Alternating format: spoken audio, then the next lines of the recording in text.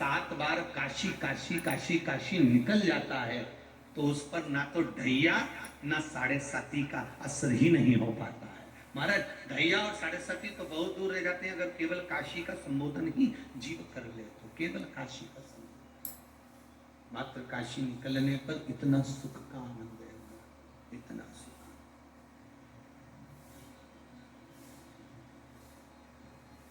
मात्र काशी। बोल काशी विश्वनाथ भगवान की। भगवान शिव का नाम करना, भगवान शिव का स्मरण करना, धामनी कर रही। माता धामनी ने प्रसंग सम्मुख में रख दिया, मेरे मन के संशय को मिटा दीजिए। क्या संशय है तुम्हारा? सच्चे बोलो, है क्या? धामनी कहती है, प्रभु मेरा संशय केवल इतना सा है कि यदि मनुष्य शंकर के मंदिर में नहीं जा सकता, मान लो बहुत व्यस्तता है मुंबई वालों आपके पास में, आप इतनी मात्रा में कथा में आकर बैठ रहे हैं या इतने समय आप शंकर को कथा में दे रहे हैं, तो ये कहीं भोलेनाथ की आप पर कृपा है, इसलिए आप कथा में आकर बैठे हुए हैं। इतनी व्यस्तता में अगर समय निकालकर आप कथा के रस तत्व को ग्रहण कर रहे हैं तो इससे बढ़कर कोई सुख नहीं है मनुष्य, इससे बढ़कर कोई आनंद नहीं। धामनी कर रही है, मान लो अगर कोई मंदिर नहीं गया, जिसने जिंदगी में कोई दान ही नहीं किया, शनि महाराज की धर्मपत्नी कर रही है कि जिसने जिंदगी में कोई दान ना दिया हो, कोई मंदिर ना गया हो, कोई देवालय ना गया हो, कोई कीर्तन ना किया हो। होते हैं किसी किसी के पति ऐसे भी होते हैं साहब, उनको कमाने से फुर्सत नहीं मिले दुकान पे से, उनको ऑफिस से फुर्सत नहीं मिले, और पत्नी के चलो कथा में चलो, चलो बड़े प्रेम से अपन कथा सुनेंगे, स्वामीनारायण कंपाउंड में कथा हो रही है, चलो बस ही में चलते हैं। पति बोले चुपचाप बैठी रहे, अरे चलो तो सही नहीं जान। एक माता जी ने सुबह एक प्रश्न किया था, जहां हम ठहरे वहां पर, कहे गुरुजी नारी को गुरु मंत्र लेना चाहिए कि नहीं लेना चाहिए?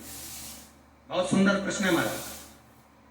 धामनी देवी की कथा चल रही है, इसलिए आप लोगों के लिए भी अच्छा है। नारी को गुरु मंत्र लेना चाहिए कि नहीं लेना चाहिए, ये प्रश्न था उस माता का। आपका क्या कहना है बसई वाले? बोलो जरा जल्दी से, जम के तो बोलो। लेना चाहिए, अच्छा ठीक है। कौन सी पुराण में लिखा है? अरे बोलते जाओ जरा, क्योंकि गर्ग संहिता में, विष्णु पुराण में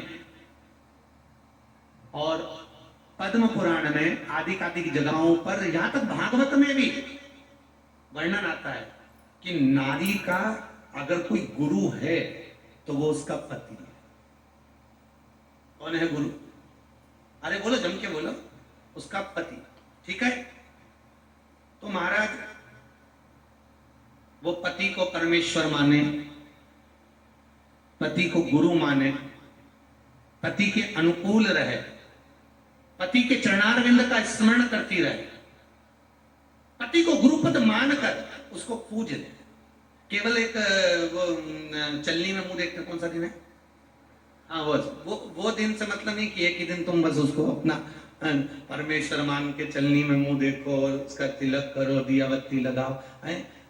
ये तुम भले चलनी में उसका मुंह देखते हो, पर वो तुम्हारे गले में पड़ा हुआ वो हाफ सेट ही देखता है। तुम चलनी में मुंह देखो, वो तुम्हारा हाफ सेट देखता है, इसलिए देखता है कि ये करवा चौथ बहुत भारी पड़ गई, बहुत भारी। और उस दिन तुम कुछ खाते नहीं हो।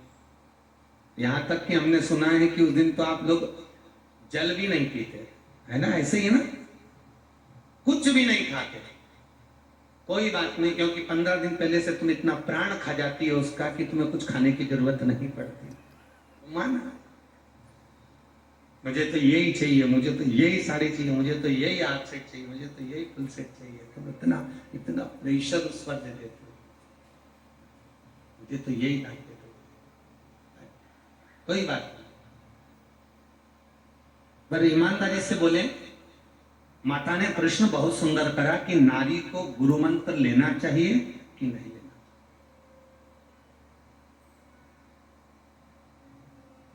पुराणों में इसका वर्णन है कि पति परमेश्वर मानो, पति को गुरु मानो, पति के चरणारविंद का अनुमोदन करो। पर पति के चरणारविंद का अनुमोदन कर कर गुरु मानकर आप उसकी सेवा कर सकते हो, परिवार संभाल सकते हो। पर शिव महापुराण की कथा धामनी देवी का चरित्र कह रहा है कि नारी पति को गुरु मान ले, परमेश्वर मान ले, पर नारी का अगला जन्म सुधारने के लिए उसको किसी गुरु की शरणागति में जाना जरूरी होता है। शिव पुराण।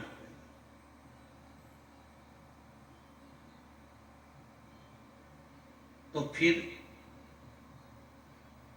गुरु किसको बनाए? गुरु बनाया किसको जाए? कैसा गुरु होना चाहिए? तो शिव महापुराण की कथा कहती है जिसके मस्तक पर गंगा विराज रही, अर्थात जिसका माथा ठंडा,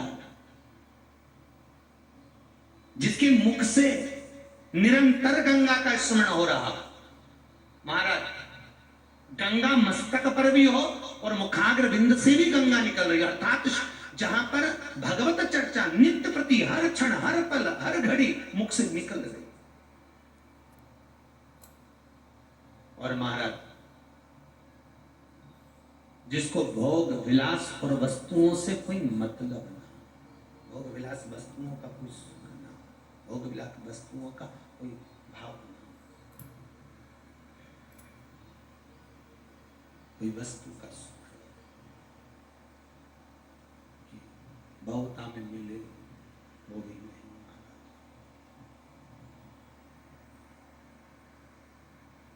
गुरु हो, पानी पियो छान, गुरु करो जान। बहुत सुंदर प्रसंग है महाराज जी, बहुत सुंदर प्रसंग।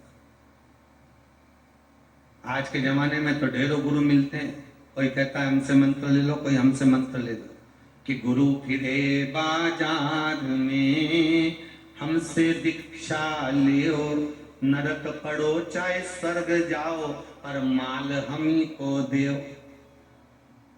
ये आज के गुरु हैं, पर शास्त्र कहता है गुरु वो होना चाहिए जिसको तुम्हारे माल से कोई मतलब नहीं। गुरु को केवल एक मतलब होना चाहिए कि तुम भगवत चर्चा कर कर, भगवत नाम लेकर, भगवत स्मरण कर कर, भगवत चरणारविंद का रसतत्व ग्रहण कर कर आप भगवान की शरणागति की ओर चले जाओ। गुरु तत्व को होना चाहिए। क्या